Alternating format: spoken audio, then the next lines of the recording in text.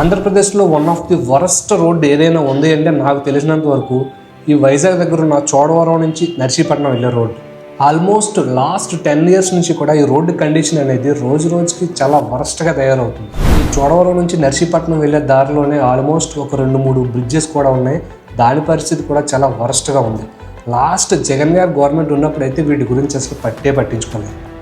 ఇప్పుడు ప్రజెంట్ ఈ కూటమి గవర్నమెంట్ వచ్చాక ఆంధ్రప్రదేశ్లో చాలా వరకు ఈ రోడ్ కన్స్ట్రక్షన్స్ అనేవి బాగా కంప్లీట్ అవుతున్నాయి. పవన్ కళ్యాణ్ గారు డిప్యూటీ సీఎం అయ్యాక, అలాగే పంచాయతీ రాజ్ శాఖ తీసుకున్నాక ట్రైబల్ ఏరియాస్లో కూడా ఈ రోడ్ కన్స్ట్రక్షన్స్ పనులు అనేవి చాలా చురుగ్గా జరుగుతున్నాయి. ఈవెన్ కొండల్లో ఉన్న చిన్న చిన్న ఊర్లు, చిన్న చిన్న గూడాలు, చిన్న చిన్న గ్రామాల్లో కూడా ఈ రోజు రోడ్ కన్స్ట్రక్షన్ పనులు అనేవి చాలా ఫాస్ట్గా జరుగుతున్నాయి. ఫర్ ఎగ్జాంపుల్ అనంతగిరి మండలం గూడెం గ్రామం, అలాగే అరకు దగ్గర రేగే గ్రామం, ఇవన్నీ కూడా చాలా లోపలికి ట్రైబల్ ఏరియాస్లో ఉన్న ఊర్లు. ఇలాంటి ట్రైబల్ ఏరియాస్లో ఉన్న ఏరియాస్లో కూడా ఈ రోడ్స్ అనేవి శాంక్షన్ అవుతున్నాయి, కంప్లీట్ అవుతున్నాయి.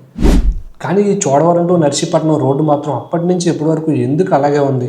ఈ రోడ్లో ఆల్మోస్ట్ చాలా పెద్ద మండలాలన్నీ ఆనుకొని ఉన్నాయి కదా.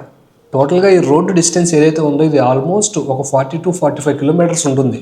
2024-2025 బడ్జెట్లో ఈ రోడ్ అండ్ ట్రాన్స్పోర్టేషన్కి ఆల్మోస్ట్ 9,500 కోట్లు కేటాయించారు.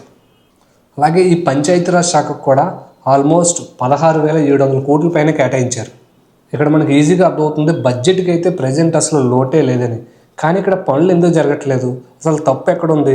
తప్పు కింద ఉన్న వాళ్ళదా లేక పైన ఉన్న వాళ్ళదా? ఆల్మోస్ట్ ఆంధ్రప్రదేశ్లో అన్ని రోడ్లు కూడా బాగానే కంప్లీట్ అవుతున్నాయి కదా. కానీ ఈ చోడవరం టు నర్సీపట్నం రోడ్డు మాత్రం ఎందుకు ఇలా డిలే అవుతూ వస్తుంది?